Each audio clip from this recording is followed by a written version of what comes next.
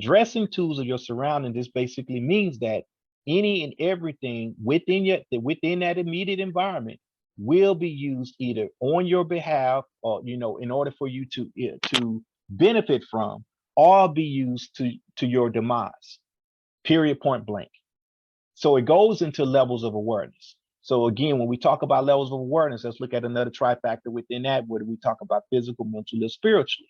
So when dealing with toys, tools of your surroundings, if you are not physically aware of what's happening within your environment, then it will be used against you. If you're not mentally aware of what's going on around you within your environment, then obviously it will be used against you. And if you're spiritually dumbed down and not aware of the presence of mind and the presence of body and the presence of embodiment of everything coming together and being utilized as a collective value, then you will be impaired on the battlefield. You will not see yourself even at war. And if you don't see yourself at war, then you will be a victim, a casualty of war.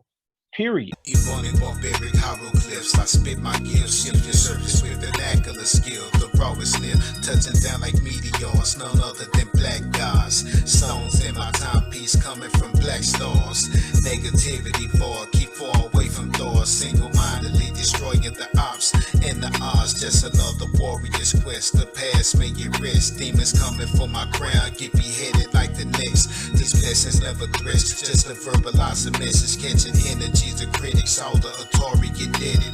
Pray I stay alert on the field, be skillmatic in anything my enemies steal. Be dead actions, I proceed just life I lead. Beneath it so many seas to win. It's our time to align stars, so spirits lead. Who could war with me? Catastrophically or audibly, given no choice by God's law. I'm Lucifer on streets. We're gonna go ahead and get started here. And I want to just start off by basically stating that the classes that we do here, the public classes that we do are basically geared toward giving the community an opportunity to hear about some perspectives that from a Panther, the Panther's perspective on certain issues that we feel need to be brought to the attention of the public. And so we do these classes typically twice a month, and on Thursdays. So it's like every other Thursday we will try to have one of these classes. And the classes are not necessarily geared toward learning about the Panther Party per se, but more or less learning our perspective on and views, and as well as addressing critical thinking for the community. And if you would like a copy of the material that's being shared, just always leave your information, your email in the chat, and then we will share that information with you. So with that being stated, let me, before I share the screen, let me talk a little bit about today's subject matter. So the nature of today's discussion is called C.P Time. And the reason why we're having a discussion on that is because we want the masses of the people to have more of a awareness and a perspective on how deeply entrenched that concept goes, as well as how it's weaponized against us. So we're going to first go into it by discussing the basic definition of what that means, and then we're going to use that as a narrative to go into deeper applications of what how it is applied. So, sharing the screen. Let me confirm that y'all can see the screen. Yep. Okay. All right. So CP time. Now it's important that when we get into things, and I tell people all the time to definitely pay attention to images and imagery, period, because a lot of information is oftentimes coded in imagery that escapes the masses of the people, especially as it applies to architecture. Architecture typically is meant to give awful lot of hidden meanings, as well as talk to other people that are aware of the foundations of the architecture. So when we look at this picture here, CP time, you see the brother holding the clock, and you see him looking over at the image of this flyer called the 10 Little Niggas. And I'm not familiar with how to sure y'all are familiar with that play, but it's based off a book that was written that was actually a bestseller. And the book basically was a children's book that talked about the using the counting to the number 10. And originally the book utilized the negative connotation of black people and referred to us as niggers, and it counted basically counted down until there was none left. At some point it was considered to be racist finally, and then they just basically changed the modified the book, and it was called 10 Little Indians, which so they went from one level of racism to the next, and then ultimately they replaced that and watered it down, and it became then there was none. And so the importance of the significance here is you see a black man in the center, and you have 10 things going on around him, and 10 perspectives on how his fate will end. And that's what's important, especially as it reflects on C.P. Time, because we're dealing with the fate of our people, we're dealing with the fate of the world, and we have to be aware of how C.P. Time is applied to that. And then within the element of the flyer, you have 12 people here. So although you have 10 things circling around a center person and perspectives on death, then you have the 12, which are the key holders to the overall time aspect of how our life will be played out, and none of them in good ways for us. So that's an aspect of that. So in dealing with the definition here, the concept of CP time, color people times, refer to the projected perception that African Americans can have a relaxed or indifferent view of work ethic, which leads to them being labeled lazy or unreliable. And this was also applied to the diaspora and called African time, basically the same thing. They referred to it as CP time in the United States and in areas where slavery was prominent, and then it was African time everywhere else on the continent. Now, to dive deeper into this and go up what we call go up the Panther tree, not down a rabbit hole, but up the Panther tree, we want to draw in now on the Panther Party, use us as a backdrop to discuss this. Hold on a second here. So the next page here, to draw a perspective, on May the 2nd, 1976, a group of 30 Black Panthers walked into California State Capitol armed with rifles and shotguns that put the N.B.P.P under the national spotlight ever since. The reason why this narrative comes into play is because on CP time, what you are dealing with is the weaponization of our people, which we'll talk about on the next page here. But point number 5 on the 10-point platform states we will employ education for our people that exposes the true nature of this devilish and decadent American society. We provide an education that teaches our people the true legacy and our role in present day society. And that basically gets into one of the reasons why we have these type of classes made available. And we operate from an education system that gives our people a knowledge of self, having direct knowledge of self, our position in society and the world develops our proper relationship to everything else.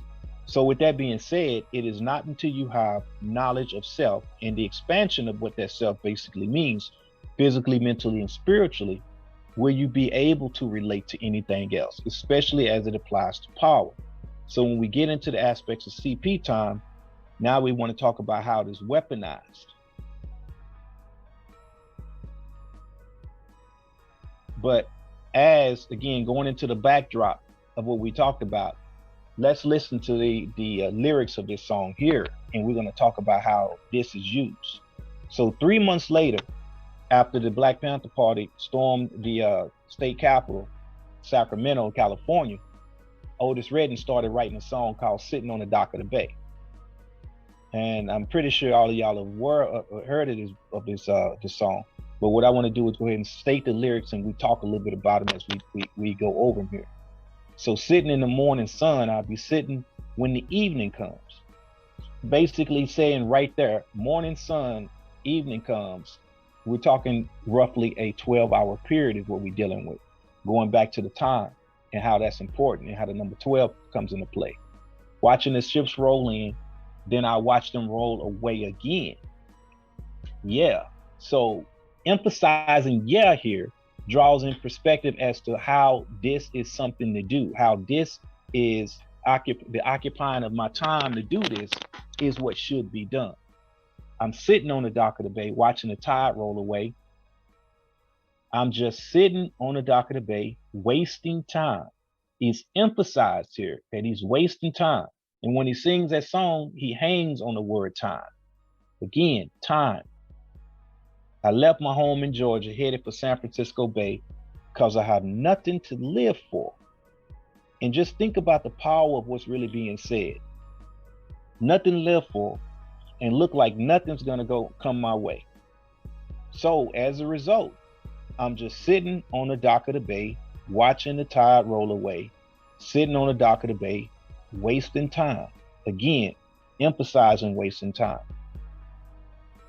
Next one says, looks like nothing's gonna change. Everything still remains the same. It's important how we keep in mind how powerful these lyrics are as they're being repeated over and over in a mantra chant, which is what music does. I can't do what 10 people tell me to do. 10 people, real quick. Again, let's go back to this picture.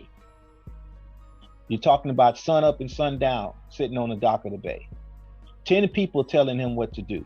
10 fates as it applies to the destruction of our people.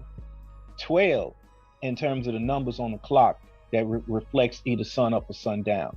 I just want y'all to really see how symbolic things are that a lot of times we don't pick up on.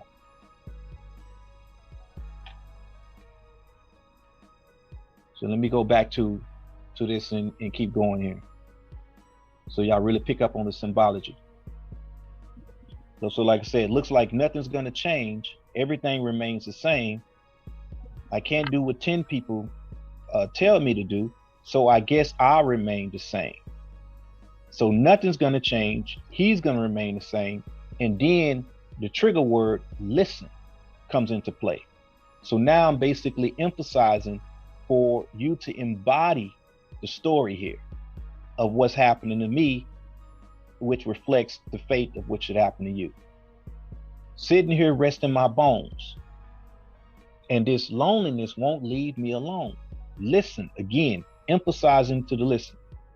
2,000 miles I roam, which reflects, a period or a distance of travel as it applies to, think about that as it applies to where you've been in your life and what you've seen, what you've gone through, and what you've done, which goes back to his loneliness.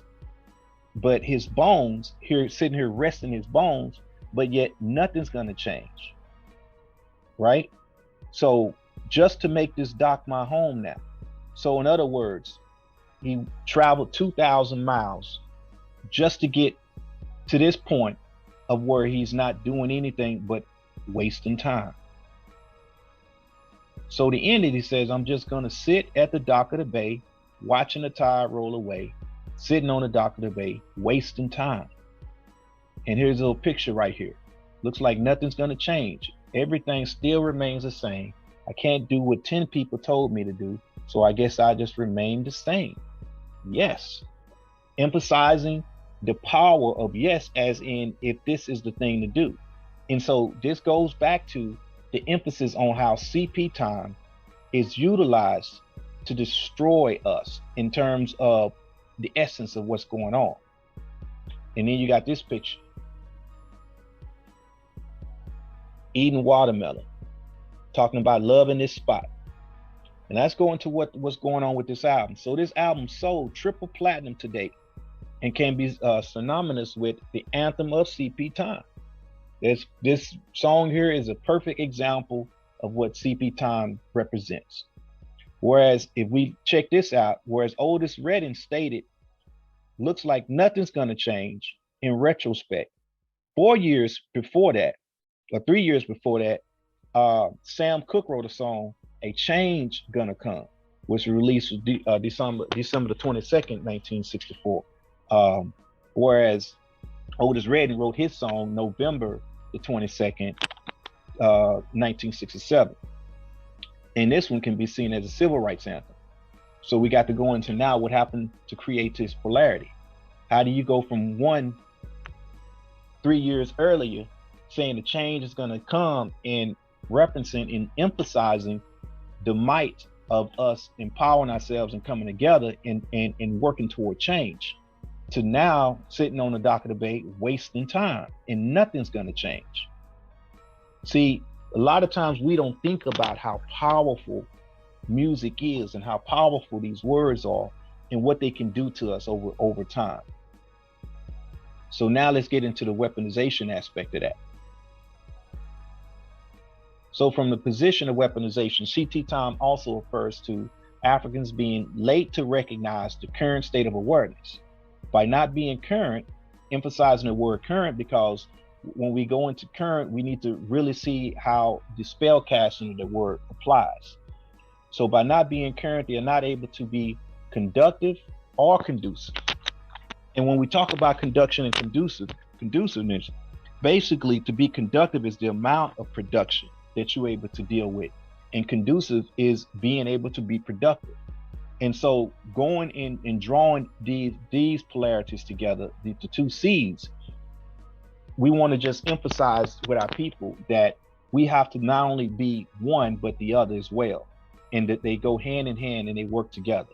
So you have to be conductive and conducive within the immediate environment.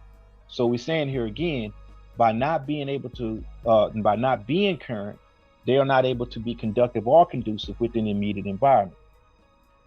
Let's embody the environment of physical, mental, and spiritual when discussing the subject matter as a holistic attack.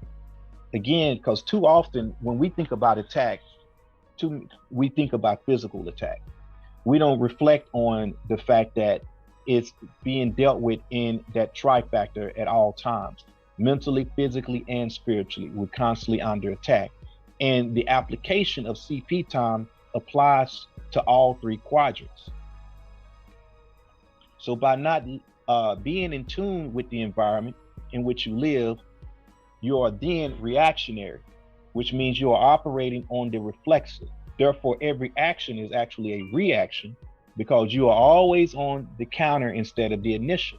So let me explain that. When we say you're on the counter instead of the initiative, what we're saying there is that everything that you're doing is a result of something that has been done before you had the conscious thought of doing something else. So to be on the reflexive basically means that you're always countering and you're always operating again as a reactionary. And within the Panther Party, we talk about thoroughly the difference between being responding and reacting in revolution versus reaction. Most people operate from reactionary perspectives. To give you an example of what we mean by that is, you hear about somebody getting shot by the police.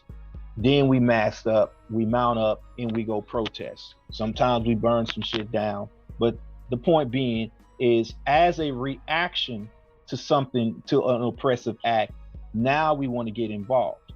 And doing it from that perspective means that we're just simply being emotionally charged. So what we're doing is we're on the counter instead of the initial. Being on the initial means that you have the vision and the awareness to put a stop to the situation and address it from the position of a solution versus the position of a symptom. And so as a people, when you're operating on CP time, again, you're not being conductive or conducive.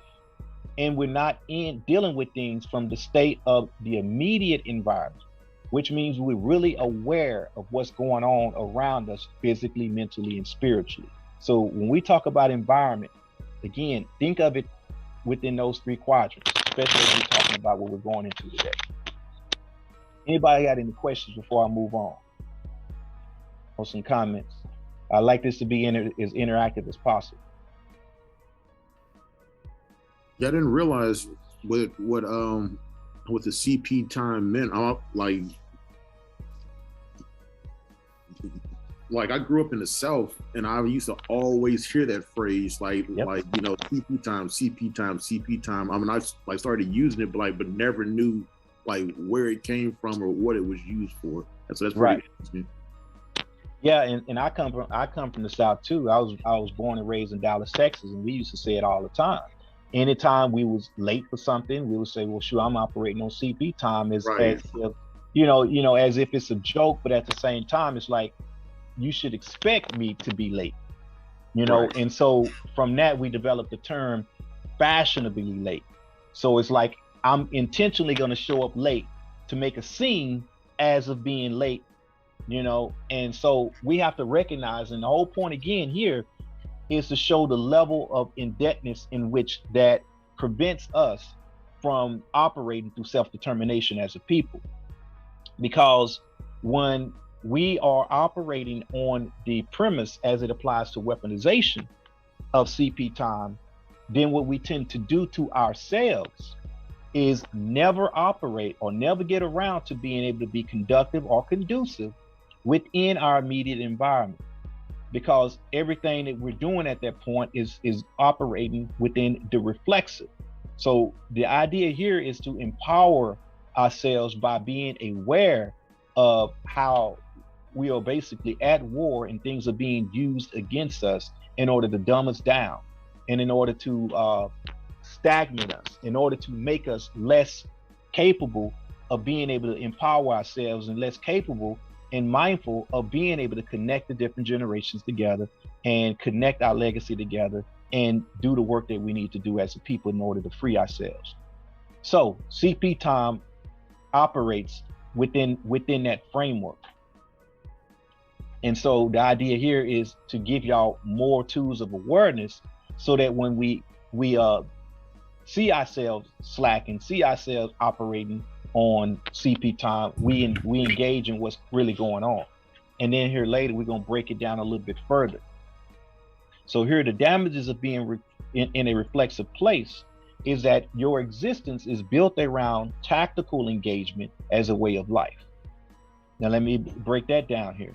So tactical engagement, the ability to maneuver on a battlefield by way of on-spot conditions without having strategic resources and preventive capabilities. So tactical engagement here, and I think I'm gonna talk a little bit about it further on, but when we say tactical engagement, if you're not really aware of all of the elements, the three factors that should go into your operation, then it sounds like it's a good thing. But in essence, we must at all times be operating through strategic, conduction, and strategy. Tactics, conductance, and strategy. First and foremost, strategy. Strategy means that you have a vision. That means that you have an end game. You are going into something with purpose, right? And the conduction is how you maneuver within the connection and the operation of being tactical. So tactical is actually how it's deployed on the battlefield. Strategy goes into the preparation of the battle, the preparation of the resources, the preparation of the operations, and the conduction is transpiring one from the other. Oftentimes, when people talk, they usually only refer to strategy and tactics. We usually hear those two coined together, but we don't hear the conduction part of it.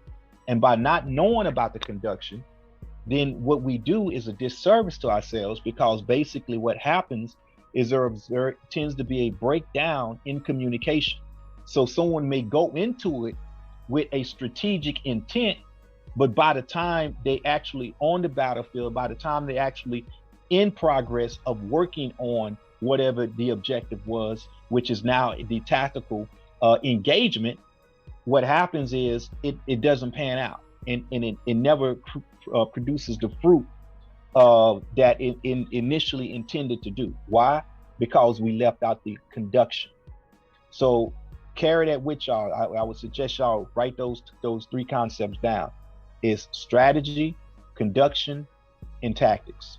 Not just strategy and tactics. Strategy, conduction, and tactics. It comes in threes. Oftentimes, what you'll find, again, going into the symbology of life in itself, that things operate and was referred to as trinities for a reason. When you remove the singularity from the trinity, then it becomes a polarity. When it becomes a polarity, then it works against itself. So by taking the conduction out of the trinity equation and being left with two, what happens at that point is now strategy and tactics tend to fight against each other. They tend to operate from the position of which one has the most weight, which one is the most accurate way to go about doing something.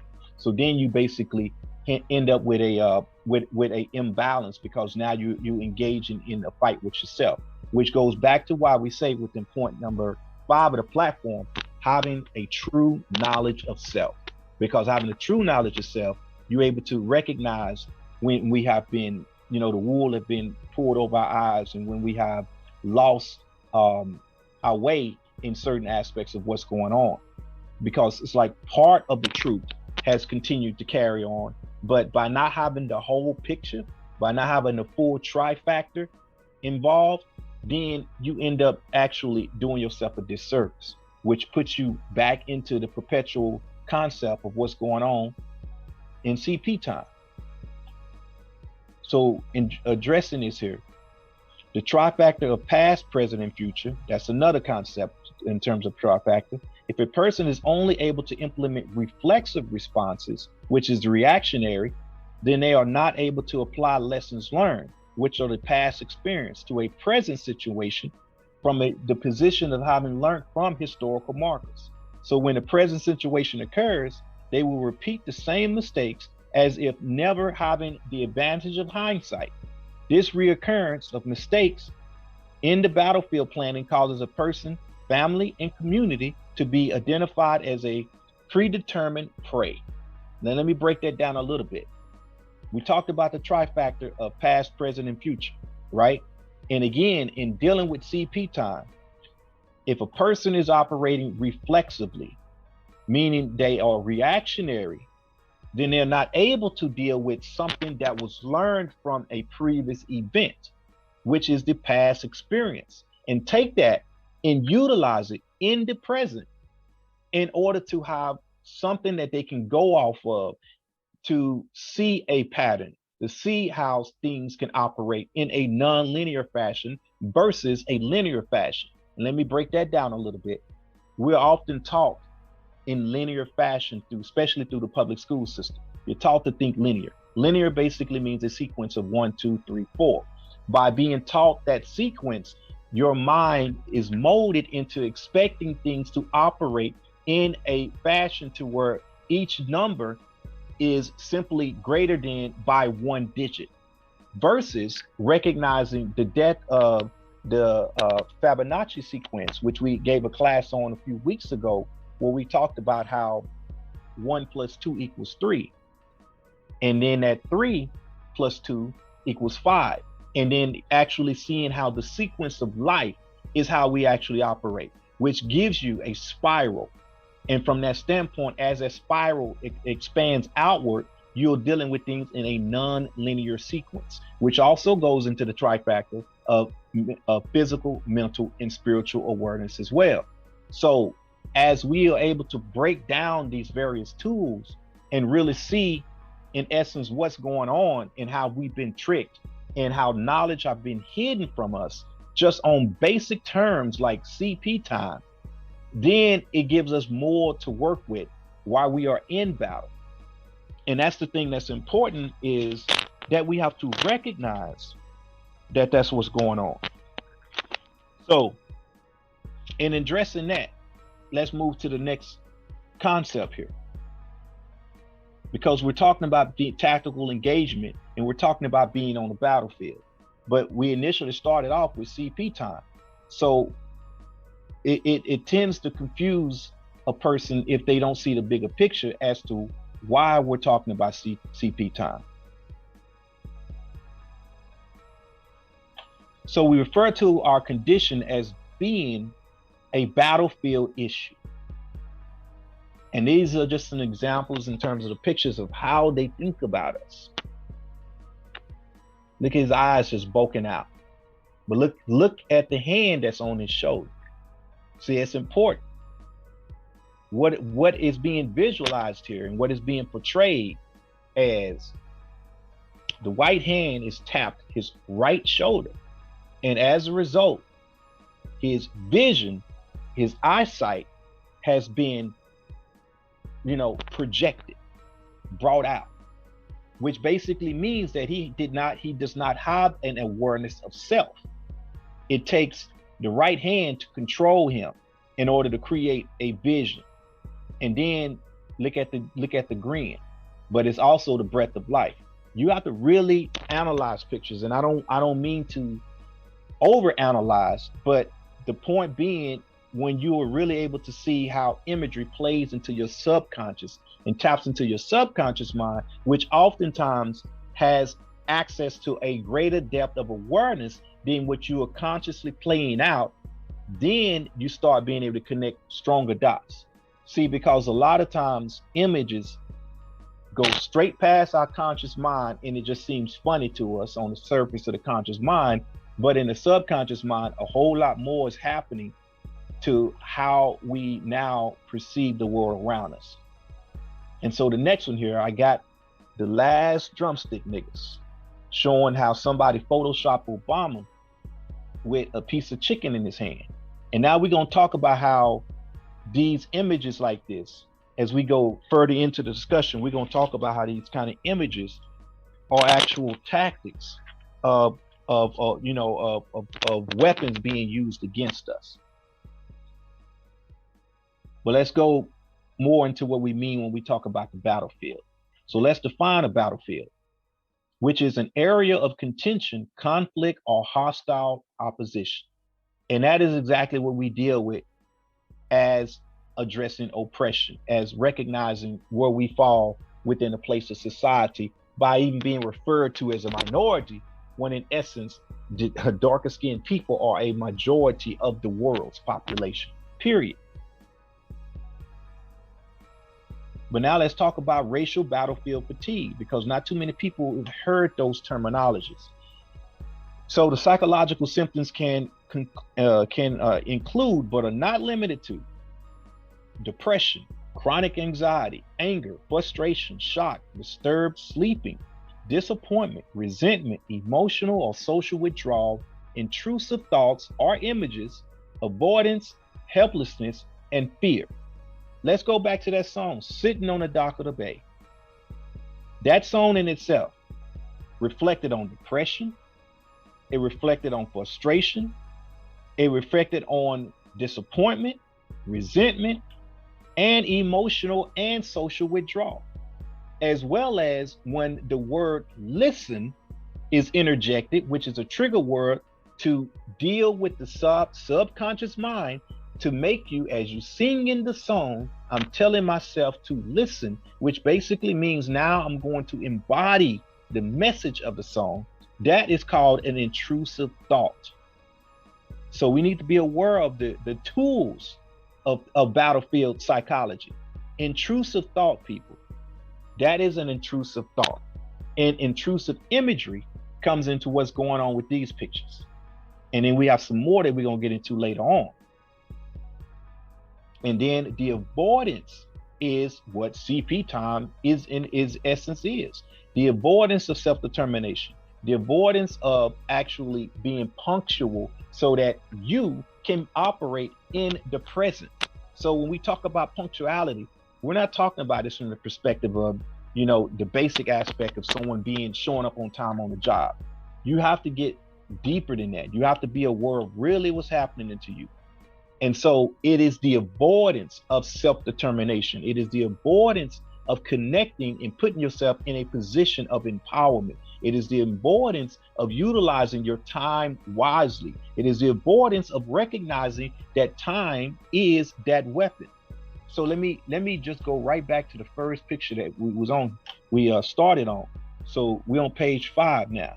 But let's go back to this and look at it again based on what we've already talked about. You have that clock here. Notice also that the clock is at 12. It is at 12. So basically the high noon.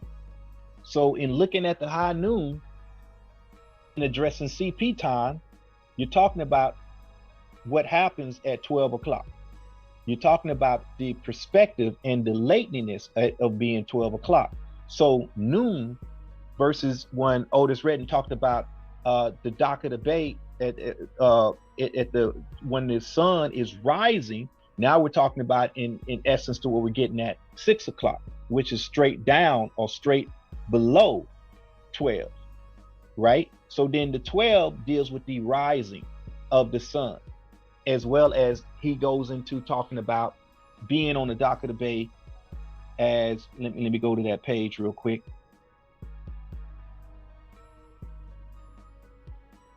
Being on the dock of the bay when the evening comes. You see, so it's important here. There's a lot of symbology and subliminal messaging within these words. And even if you like call yourself doing the research and saying, man, he wasn't thinking about all of that when he wrote that, we have to understand that forces typically work through people, especially entertainers, especially people that have an influence over the masses.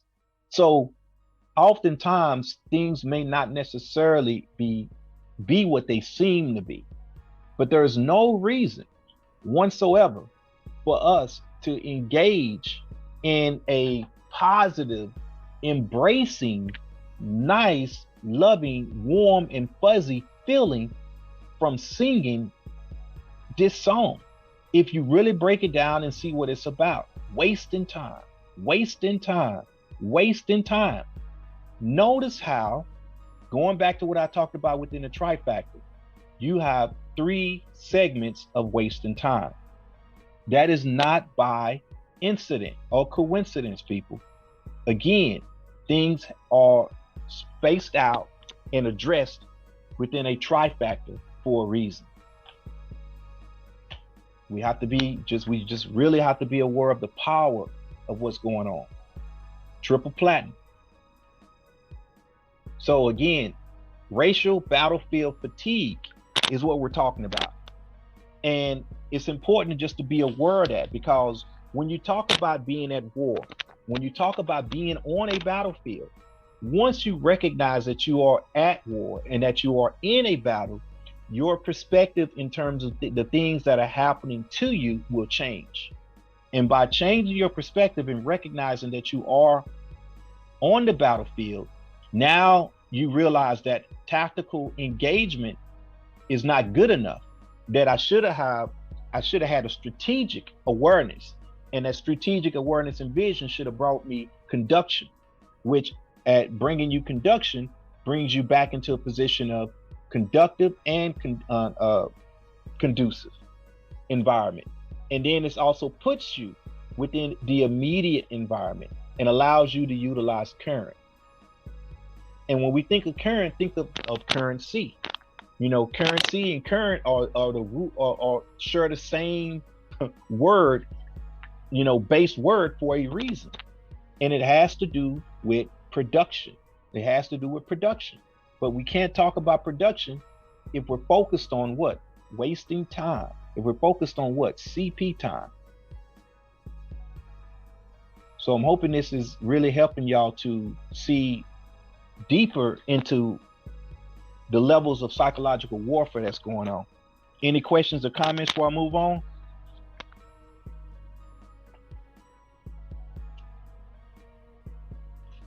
Y'all still with me? Somebody? Yeah, none. Gotcha. All right. So now let's talk about the transformation and the warping of CP time, like how Brother Kenneth said, you know, myself and him, we grew up hearing this all the time. Well, let's break this down into the information age as to how that same concept is applied. So when you hear CP time, it's not colored person's time anymore. It has a different value, a different shape. So the current transition of CP time is consumption prisoner. So a consumption prisoner is a person, family, or community. There's that trifactor again. There's a new trifactor we exposed you to: person, family, and community. They must all be together, right? So a consumption prisoner is a person, family, or community that is operating on the values of consumption, thereby confined to being a prisoner of their own encapsulation. So again, now what you're talking about is a person, family, or community. Now that's that trifactor, and that specific trifactor deals with the different elements of what it goes into to deal with what we call being having knowledge of self. Knowledge of self is not just the person, it is not just the individual, but it also encompasses the family structure, which goes into reproduction, which goes into basically generating and creating the legacy of the next generation, which ties directly into community, which ties into everybody's role within an immediate environment.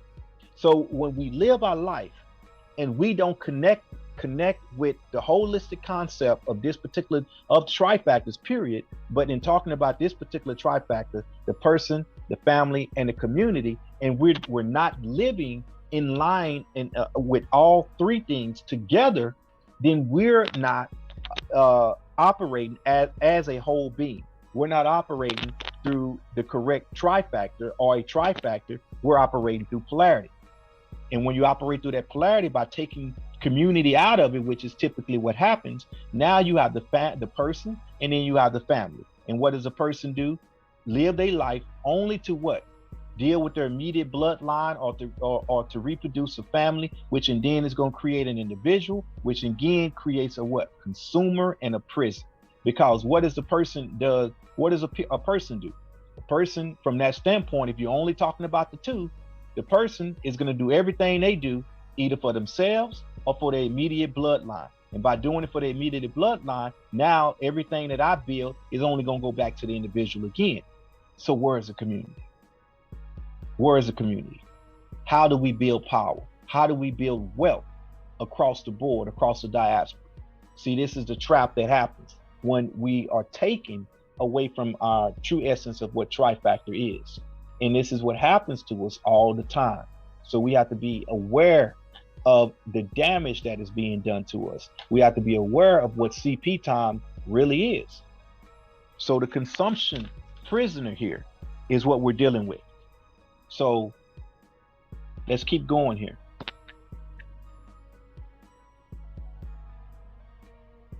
The social fabric of prison in use is the technological might of the Internet of Things. Now, has anybody heard them terms put together? Anybody can just let me know real quick. Anybody heard of the Internet of Things? Yes. Okay.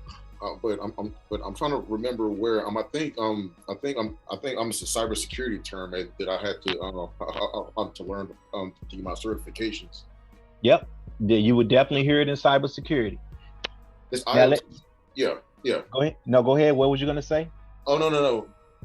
It it showed up like when it's abbreviated. It's a capital I, a lowercase o, and a capital T. Yeah. The Internet of Things. Yeah. Now let me expand on that as it applies to the weaponization, because the point here is that we are aware of how things are used and how they can be used against us on the battlefield of life. Why I say that? Because we have to first and foremost recognize that we are on a battlefield. And then by doing so, it changes the perspective in which we operate within our environment. This brings to another concept or term that we use within the Black Panther Party called toys. So let me express what that is so that you can relate that to what we mean when we talk about battlefield environment here. Toys is tools of your surroundings. And in addressing tools of your surroundings, this basically means that any and everything within that immediate environment will be used either on your behalf or in order for you to benefit from, or be used to your demise. Period, point blank. So it goes into levels of awareness. So again, when we talk about levels of awareness, let's look at another trifactor within that, where we talk about physical, mental, and spiritually.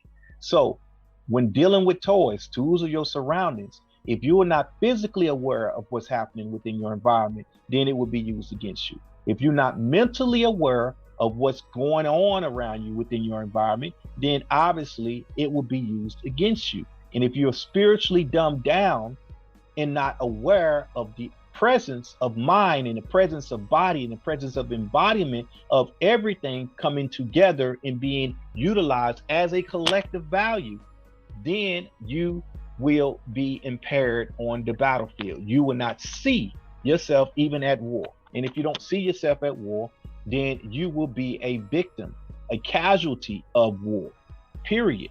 So the trifactor comes into play. Now, when we talk about the Internet of Things is going and moving into the direction of the height of the age that we're in, which is the information age. In addressing the information age, as the Internet begins to be able to be utilized at a higher degree and a higher level, going into stuff like cloud computing and going into stuff that moves us away from a quote unquote individual server, individual PC, to a network environment, and being able to utilize the collective embodiment of all computers, all operations, again, the collective or community element. But from a weaponized standpoint, now you deal with the connection that all different things can have through the internet. And this also goes into smart technology. And as smart technology picks up, then what it does, it goes from just simply having a smartphone with an embedded PC or an embedded operating system to wearables, and to things that are attached to you, things that are all over, your immediate environment, that are being utilizing communications and utilizing each other to create a greater world of things, which is the connection, which is why it's called Internet of Things. The problem that we're facing, people, is that as individuals, as a family, and as a community, the pace of technology is on a straight ramp forward. It's advancing, it's moving, it's not slowing down. The problem we're having is psychologically and emotionally, we are not as advanced, or we're not advancing at the pace in which the tools or the toys, tools of your surroundings, are actually being produced. So therefore, you find that a person is ill-equipped to be able to keep up with the technology in which they're using, which makes them immature in terms of being able to actually deploy that technology for their benefit. So by default, because you're not in tune with the technology, it'll cause you to abuse the technology. It'll cause the technology to be able to abuse you and be used against you as a weapon, because you can't fully embody how to go about dealing with this technology. Therefore, the Internet of Things becomes the technological might and the social fabric of prison. So let me keep going here. The advent of social circle looping. Let me read that again. Social circle looping. Remember that term. And notice how these words a lot of times are also projected, or these concepts are projected in groups of three.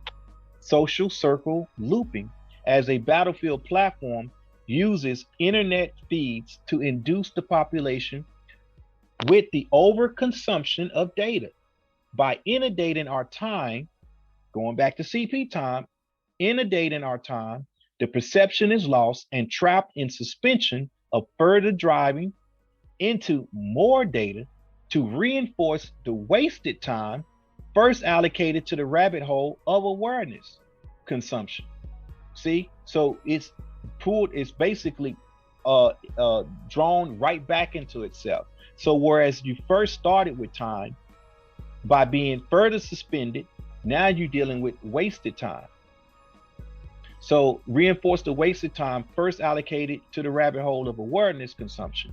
This perpetual cycle gives birth to new users, aka followers, which we know that terminology well on social media, followers that will monitor the same cycle and pass into the appetite trappings of CP time. Now, somebody got to comment on how powerful that was. Somebody but other than Kenneth. Let me hear somebody else speak here. Okay. Kenneth, you talk a lot. I want somebody else to talk. Word. I think that a lot of times, can y'all hear me? Does my microphone work? We can hear you, Elijah. I think a lot of times people just don't think as tactically in the ways that you described, just in terms of being busy and the flow of their day-to-day life, responsibilities, bills, appointments, birthdays. And I think you can kind of get in a type of hypnosis of not paying attention to the subtle things that you're introduced to that kind of have a snowball effect over time of not thinking in the framework that you described. Yeah, you're exactly right. And that is the essence, the whole point. By removing our connection with the community and forcing us to operate as individuals, and individuals have to do what? Put food on the table.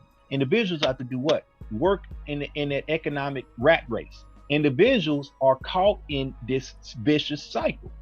And even the family element of the has been destroyed to where at one point in time, it only took one person in a household to be able to supply the needs of the household. Thereby the household, the other person was able to deal with the internal and one person deal with the external. Whereas now it takes two incomes or more, especially here in California, or more to be able to have a decent living wage or a decent lifestyle to where you're not so caught up. And even from that standpoint, going back to Elijah's dealing with, let's define that vicious cycle a little bit more. Yes. Go ahead, Kenneth. Yeah, like it's wild because when you think about it, it's basically it is mental bondage and grooming. Basically, I mean, it just keeps you like just tunnel vision and directs you to where you need to go based off of what you see. Yeah, this is called the overall concept. We started off on this page dealing with what we call the Internet of Things. We take that a step back and we're talking about social engineering. And Kenneth, by you dealing with information technology, tell me what social engineering means in the IT field. Yeah. So basically, in the IT field for social engineering, that's whenever you like put out you put out misinformation or information that you want people to abide by getting close to them and basically like just swaying them in a certain direction. So in essence, social engineering in the IT field is the weaponization of information in order to gain more access to more information, right? Right. Yeah. Basically, it's it's me coming to you and it's like, oh man, are you a Chicago Bulls fan? Yep. And then from there, what you do is like, man, just work your way in, and then you like start to like level things up to where you start exchanging information and other propaganda that you can pass back and forth without the other person even knowing that you're doing it. Which is called phishing, right? Yeah. Yep. Phishing also. Yeah, phishing. And the nature of phishing, and see, this is what I want us to recognize, is how the natural world is mimicked in the computer world or the information age or the technological world, but from the standpoint of the predator. See, the word social engineering on a additional extension of what Brother Kenneth just talked about is basically the controlling of people, the manipulation of people, the design of how people operate and function. So through social engineering, going back to what Brother Elijah was talking about, let's go into the cycle. The typical cycle is you work 40 plus hours a week, 5 days a week. The idea is to have a 5-day work week, which is the optimum situation, because at that point it only gives the person 2 more days out of a 7 work week to be able to function. Instead of even if you were to squeeze more hours in one day, it's better, because now you would have more complete full days to recover and do other things. So by stretching it out to 5 days,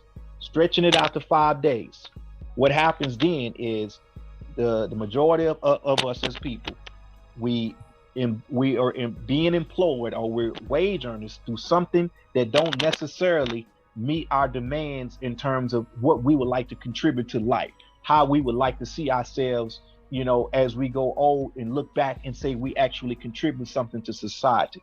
So from that standpoint, we're miserable about an existence for 5 days a week. On Friday night, just a typical work week, on a Friday night, I'm gonna cut loose. I'm gonna do something to escape the draws that I've dealt with the other 5 days a week. So come Friday night and Saturday, I'm gonna party. This is how I release from dealing with the other 5 days of the week. Now, come Sunday morning, I'm feeling guilty about what I did Friday night and Saturday night. So then I go to church. Going to church or going to this religious study now is going to basically set me up and revitalize me to accept what's coming next, which is the moon day or the Monday, which starts that cycle all over again, which takes me right back through the same appetite trappings of C.P. Time. Consumption prison. You see, so it's bringing it to a new level. It's the consumption prison. It's the cycle. And by being caught up in that cycle, of course, I'm not going to think deeper. Of course, I'm not going to be nonlinear. Of course, I'm not going to work towards self-determination. Of course, I'm not going to be involved in self-empowerment. Of course, I'm not going to have knowledge of self. Of course, I'm not going to connect the true Trinity together.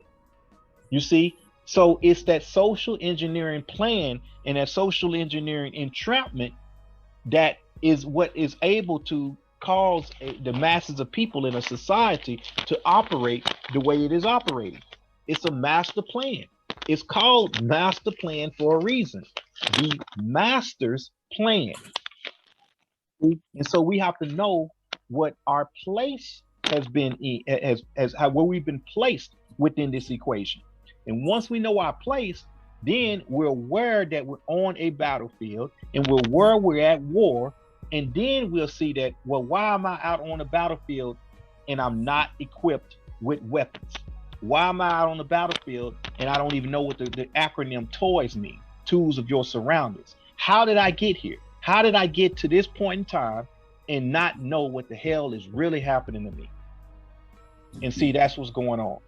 So now we're at CP time, the first aspect of CP time, colored folks or colored people's time, which goes back to that 12 o'clock noon, 12 o'clock recognition, which is also reflective of religious symbology within the number 12 and the number 13. So it's a lot being worked on, and it's a lot of interconnected pieces that are happening at all the time. But so much of it escapes our conscious mind, and we're not aware that, again, we are being attacked. And so these are the kind of things that are going on and happening to us. So let's go to the next one here. Now this is important. How many of y'all seen this frog on the internet? Anybody? Yeah, I've seen him. I've seen him also. Yep. Now let's start breaking this down some. Let's read this here. Achieving a desired end is a matter of releasing the correct complex uh, mimic uh, mimic structures at the correct position, which basically goes into the fact that now going into what Kenneth was talking about and dealing with social engineering, the formula is being dealt with. You're talking about plus minus multiplication and division, which is basically the quadrant or the quad factor symbology of mathematics, or knowing the mathematics, or knowing the way in which the language comes together. Because see, when we talk about it from the symbology standpoint, know that mathematics is the universal language. So when we deal with this from a psychological and especially dark psychology or dark psychological perspective, we recognize that in order to control a people, you have to operate from a certain level. So as a state here, achieving a desired end, and the word end is underlined because the point is, it is basically reverse engineering, which is why we talked about hindsight earlier. By not having lessons applied, being able to apply lessons learned, by not being able to recognize your historical markers, there's no way that you're going to deal with the actual desired end. What in essence you will do is operate again from a reflexive position. And as long as they got you operating from a reflexive position, then they have a desired end that they're going to place you in based upon the mean or the mimicked structures.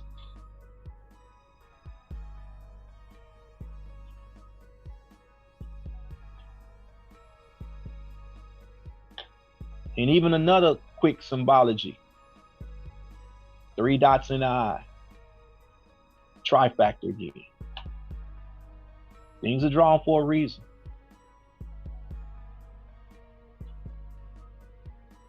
These meme structures, almost likely through viruses, would then affect citizens of a nation and cause them to act in accordance with the will.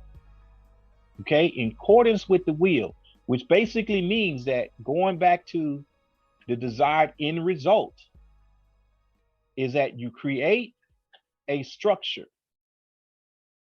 Notice here, you create a structure that will infect the citizens and cause them to act in accordance. So in other words, it was a predetermined concept, which is why we talked about strategy versus just simply tactical engagement. And then we talked about the conduction, and then we talked about the tactics. So the point being is that the strategic define the end. And by releasing, you're dealing with the conduction.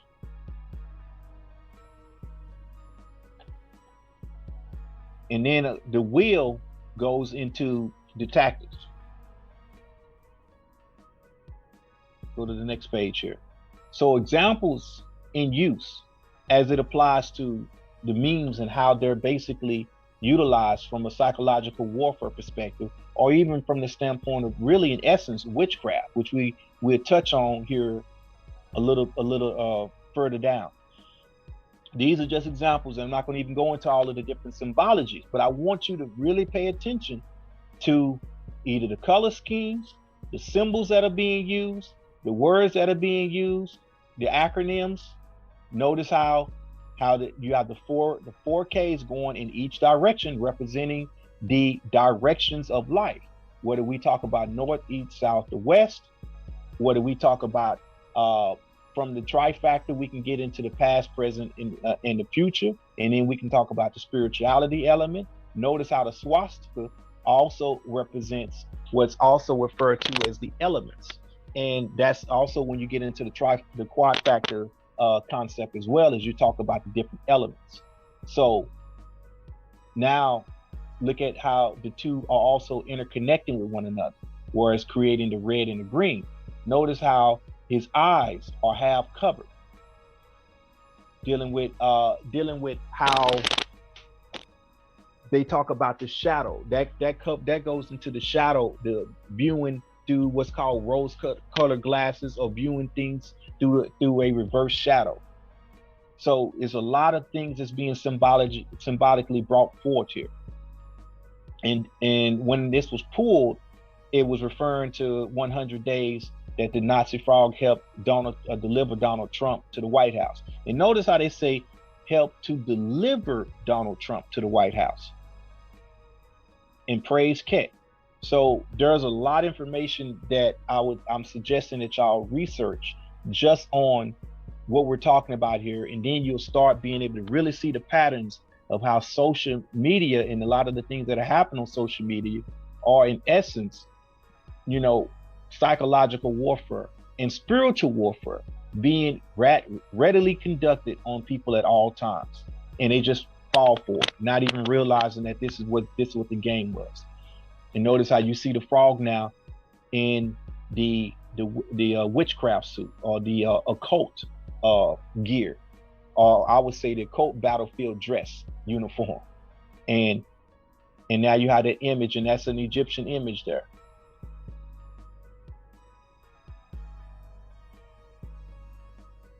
Now Keck here, Keck is the deprecation of the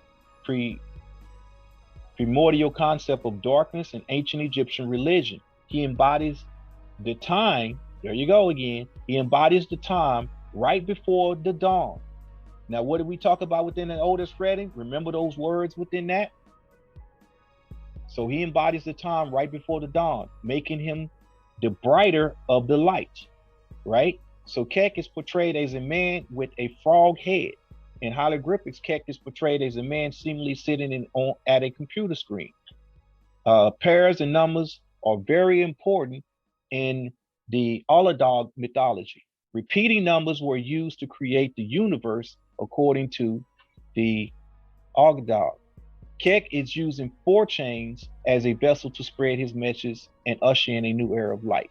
Now, that is just giving a reference to a specific person or specific aspect, but what I want you to recognize on that is the number 4.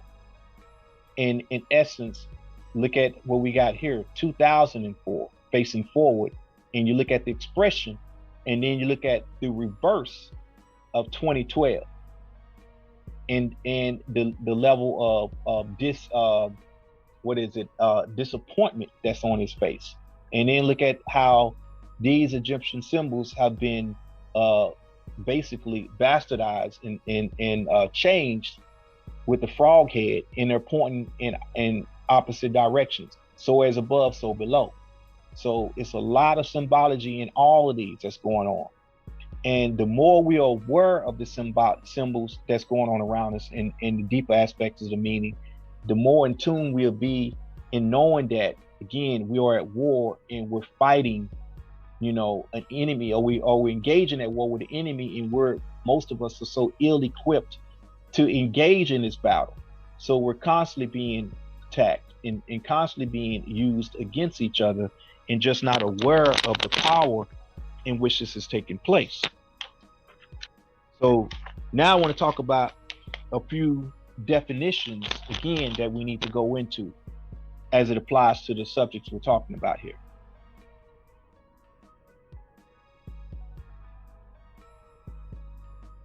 Let's first talk about this one here. Mimetic magic, the manipulation of the root social matrix and the fabric of reality, which we already talked about that before. Now notice how now 2014 is in this corner. So let's also look at this in terms of what you got going on in the different quadrants and the different corners. So there's a lot going into this I'm not going to even really get into yet, but I at least want to make you aware so that you can take a deeper look into what's really happening.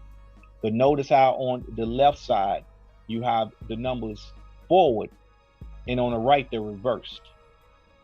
So that has a deeper meaning as well as the same thing is happening with the image. One is forward and one is inverted is what it is. So let's go into some more definitions.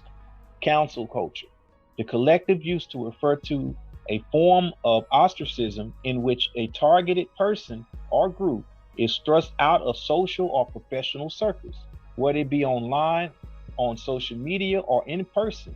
Those subject to this ostracization are said to have been canceled. Facebook and YouTube is an example.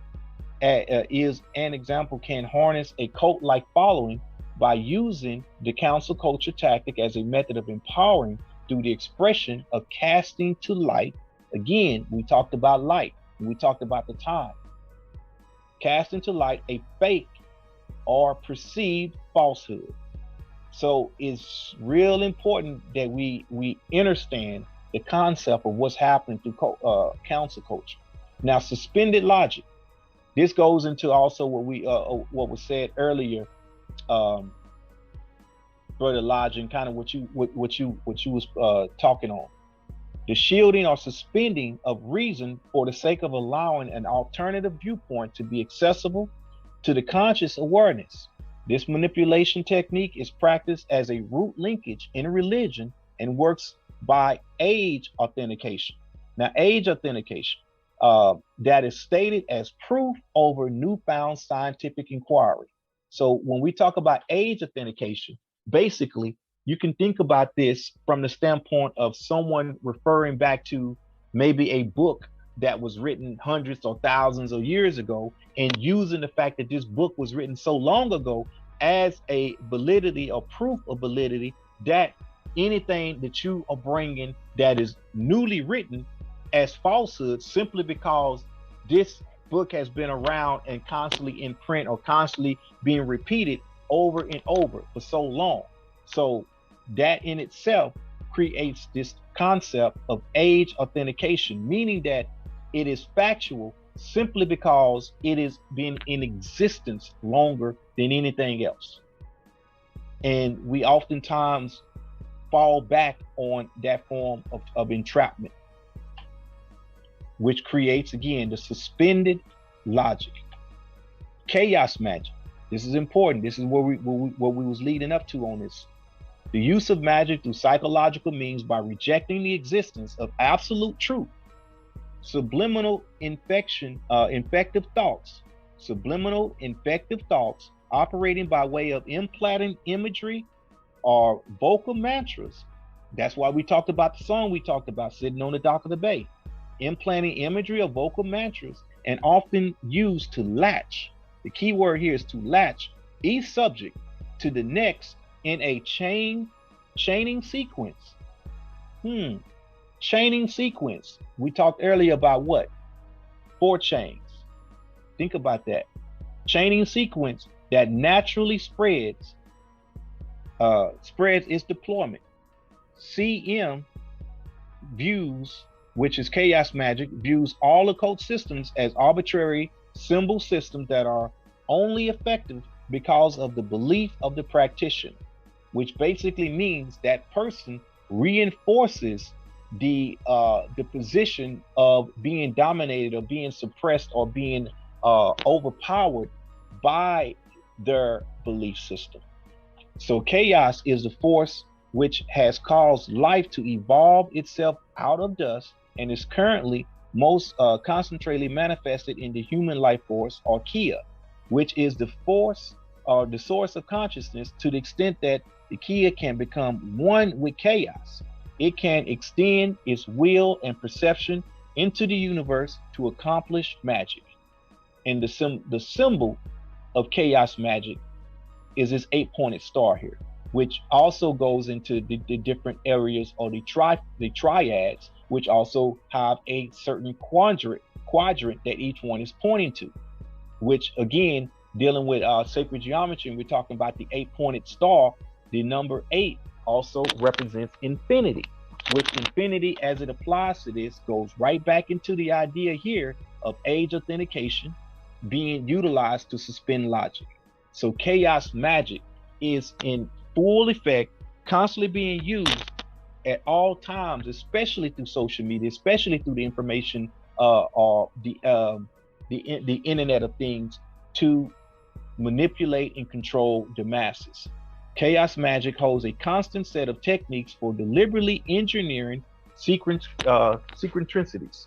So you have to see how things basically are coupled and used to reinforce the next level or the next generation, to cause them to also bring forth the next generation of slaves, and so on and so forth. So and by doing this and by it operating this way, it creates this perpetual and self-fulfilling next level of zombies that will operate on another level and will teach the next generation of zombies, and it just continues to repeat and repeat and repeat. And thereby the cycle is constantly completing itself in terms of being able to be dominated. And it's important, people, because literally the stuff we're breaking down here and the stuff we're talking about shows you just how powerful C.P. Time is, just how powerful the level of warfare that is going on is, and how much we really need to be able to take in and understand so that we can have a manageable chance of going out on the battlefield and being equipped to engage in this type of battle. So now let me just state a passage from Neely Fuller. The system of white supremacy racism is the most powerful force, and by among the people of the known universe, that prevents the production of justice, which is balance between people in all areas of people activity: economics, education, entertainment, labor, law, politics, religion, sex, war, and counter-war. During the existence of white supremacy racism, the most important thing for a non-white person to study is the system of white supremacy racism, what it is, how it works. This study should include every major detail of its establishment, maintenance, expansion, and refinement in every area of activity. And it's super important that we absorb this entire message here. During the existence of white supremacy racism, there is no way for a non-white person to be mentally healthy without understanding what white supremacy racism is and how it works. Everything that a non-white person thinks, says, and does while subject to the system of white supremacy is directly or indirectly dominated by those white people who have chosen to practice white supremacy. Therefore, whatever it is that a non-white person thinks, says, or does during the existence of white supremacy is a direct and or indirect reaction. Remember how we started off early in the discussion talking about the reaction to whatever it is that the white supremacists are thinking, saying, and doing. So by not understanding what he or she is reacting to, the non-white person is forced to think, speak, and act in a confused manner, which goes back to the zombie state I just got through talking about. Since all things are interrelated, remember we talked about how everything must connect together. When we talked about the trifecta of the individual, the family, and the community, they have to be connected. We have to think holistically, which allows us to be able to be critical thinkers and allows us to be able to see non-linear paths of operation instead of being caught up in entrapments and certain perpetual patterns. So again, is direct or indirect reaction to whatever it is the white supremacists are thinking, saying, and doing. By not understanding what he, she is reacting to, the non-white person is forced to think and speak and act in a confused manner. So as a result, since all things are interrelated, the non-white person who does not understand what he or she is reacting to, and that's the point, because now you don't understand what you're reacting to and how and why will function is a confused manner in everything that he or she thinks, says, does in every area of activity. Knowing that you are directly or indirectly reacting to something is not the same as understanding what it is that you are directly or indirectly reacting to. That's super key and important. Not having the understanding of white supremacy guarantees confusion in everything that a victim of white supremacy, non-white person thinks, says, and does. It is important to know and understand this in order to effectively counter the effects of racism and white supremacy. He said a whole lot in this statement here, in this brief area. And it is super important that we are able to embody the message of what's being told to us. Any questions before we get ready to close out? I got one more point and then we're gonna close out. Anybody got any questions or comments on this? I do have a comment. It's not exactly on this. It's on the work week. Currently, that's up for vote, I think, in San Diego. I don't know if anyone else is aware. So fill us in on that so we can talk about that. Yeah, I'll get some information and I'll up over in the Signal app for everybody. Gotcha. Okay. So wait, I said that again. I'm sorry. I had to step away for a second. The current work week, the 5-day work week, is up for I believe maybe signatures or a petition or somehow it's in the news. People want to change it over to a 4-day work week, which I'm all for. I saw that. Yeah, you saw that? Yeah. So I mean, something to keep on your mind. Well, yeah. Go ahead, I'm sorry. Because Henry Ford is the one who came up with that schedule, a 9 to 5. Right. Other countries only work for 4 days, and they make way more money, and they're living happier.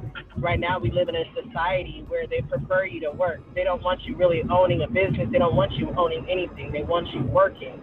So it's really good that they're going to ask for signatures and stuff like that. I think that's really cool. Yeah, see, so this falls right back into what I was saying, and she hit it right on the head when she said Henry Ford. So now we're talking about the elite. We're talking about the 1%. We're talking about the ones that control the masses of the world's resources, you know. And so when the elite operate and they create this social engineering environment, it's for a reason. Now let me say this: what we also have to be aware of and concerned with is that typically the elite is going to always think steps ahead. They playing chess, not checkers. So even oftentimes when we start fighting back, at least on that level, to the word that we don't keep a consistent momentum going. And that's the key here, is that we're consistently involved. And I'm gonna say that on the next slide here, consistently involved.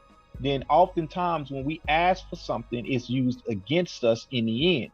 Good example that a lot of people don't pick up on is that when we fight for minimum wage increase versus fighting for a standard of living decrease, then what we do is we constantly raise the gross national product. So then now that everybody is having a minimum increase, everything that has to do with consumerism and capitalism increases to match that increase. So the lower class bump up, and then everything else bumps up to match that bump. And this is what you keep having. It just gets higher and higher and higher. Why? Because we think we're asking for something that's going to benefit us, but in essence, what it should be is a decrease in the cost of living, not an increase in my earnings, a decrease in how much it costs to live, because we keep raising the ceiling debt. You see, so oftentimes we don't see the bigger picture so that we know how to fight the correct way. So I did want to bring that up. So giving us a 4-day work week gives us more time.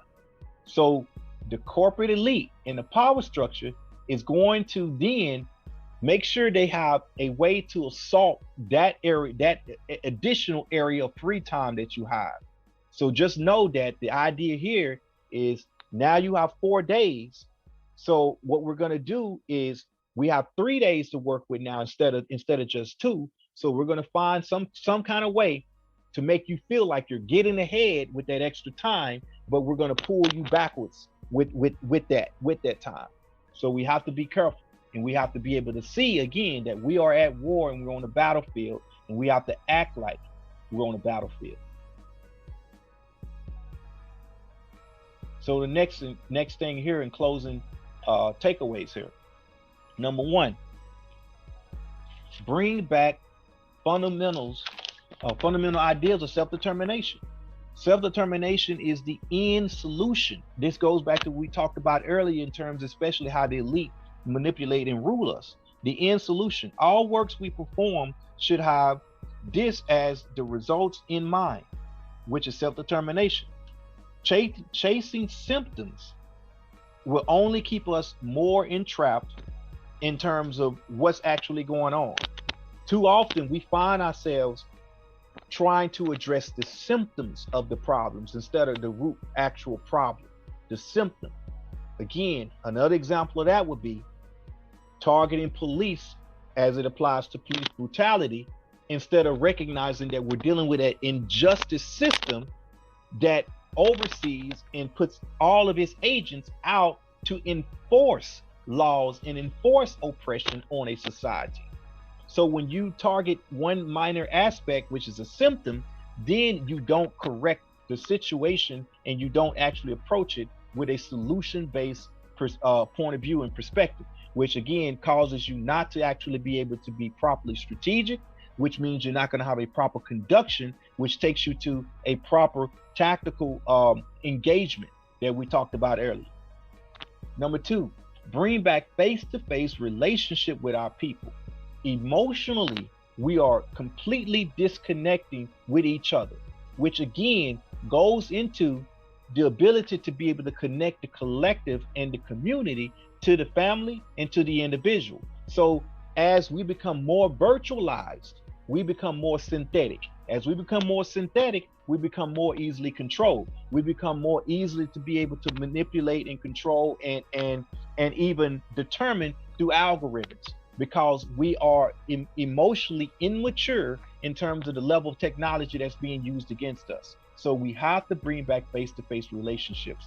Our younger generations are suffering as with the ability to not be able to have higher levels of comprehension, higher levels of patience, because everything now operates from this instantaneous result. When you find yourself talking to your smartphone and asking it a question and it giving you an answer right away, now you are losing your ability to be able to go out and research. You're losing your ability to be able to dig into things for yourself, which will help you to develop right reasoning. You're becoming codependent upon a technology or a system which is enslaving you in terms of making you operate more on CP time, which goes into inducing laziness. See, it all goes back to working against us. Why? Because we're not utilizing that technology on the battlefield as a weapon or a tool of battlefield engagement. Number three, the failures of the mass media approach is that the message is the platform. And basically what they're saying and what that goes into is the fact that oftentimes, just like with this video that's going to be eventually released out, most people that operate or utilize YouTube or utilize these resources are looking at the platform itself as being the solution, and that is not the case. And so we are not paying attention to the lessons learned, which goes back right into number two, which is bringing back face-to-face relationships. We should not be commingling or introducing and perpetuating an environment that pulls us away from what we really need to do to bring us back to face-to-face relationship and back to fundamental ideals of self-determination. So number four, we have to re-image ourselves as a free people, which goes back to how do we think. Now we're talking again about knowledge of self. We have to re-image ourselves because we've allowed avatars to re-image us into something else. So we're not able to now look ourselves in the mirror, whether it be through physical, mental, spiritual, psychological. We look ourselves in the mirror and don't like what we see. And now we change our avatar to reflect what we would like to present ourselves to the rest of the world, which basically means that our perception is warped. And therefore we're living a lie because we won't face the reality of what we really are. Number five here, everybody having a regurgitated opinion decentralizes our power and unity of right reason through the thought, and generates non-linkable action. Let me say that all again. Everybody having a regurgitated opinion decentralizes our power and unity of right reason thought and generates non-linkable action, When we say non-linkable action, what we're talking about is now what happens is because, again, regurgitating is dealing with the fact that you're talking about something that someone else said, but no one actually having a honest or real, real tangible things that they can attach to what's being replicated. This is why we talked earlier about how viruses through means are used to implant a certain position or will that they want as an end game. And by doing that, we're operating in a position that causes us not to be able to generate linkable actions, which means that now when we organize, we don't organize with a strategic position of authority or a strategic position of value.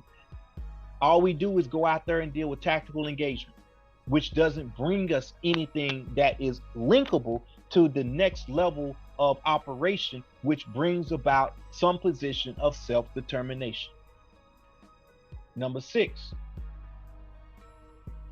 where lies our obligations? Where lies our obligations? In other words, when we think about where lies our obligations, this goes back to what Elijah talked about earlier, when people not even in the mind frame or mindset of having a higher level of thinking or consciousness, because we're trapped in these obligations that keep us caught up in this rut of being an individual, this rut of chasing,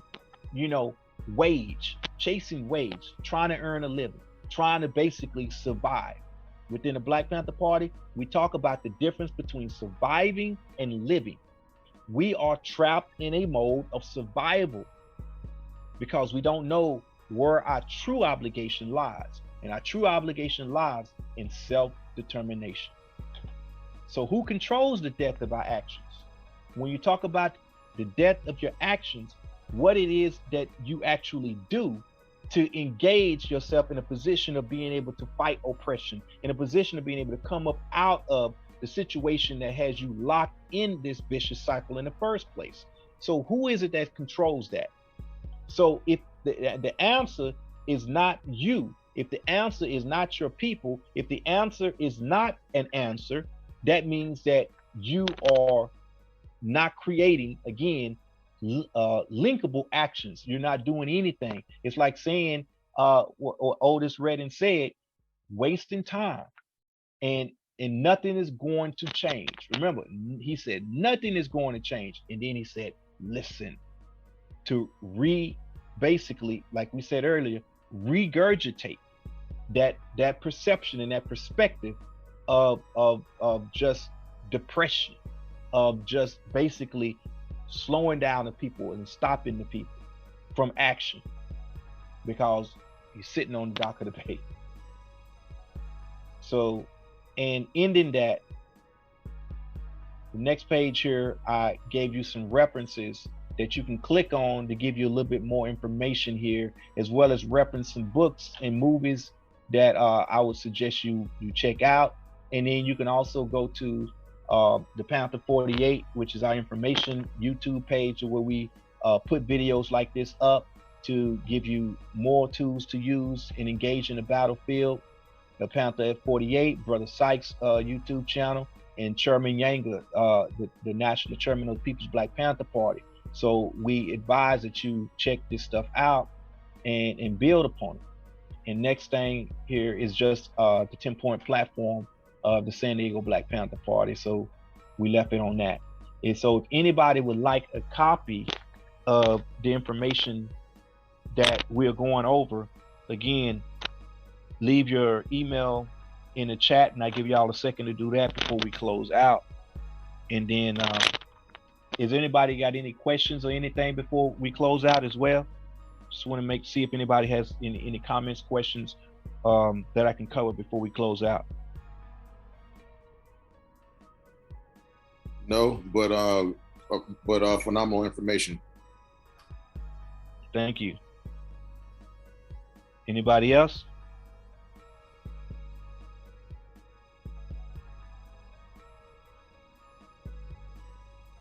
Again, just leave your email in the chat, and then I'll make sure you get a copy of it.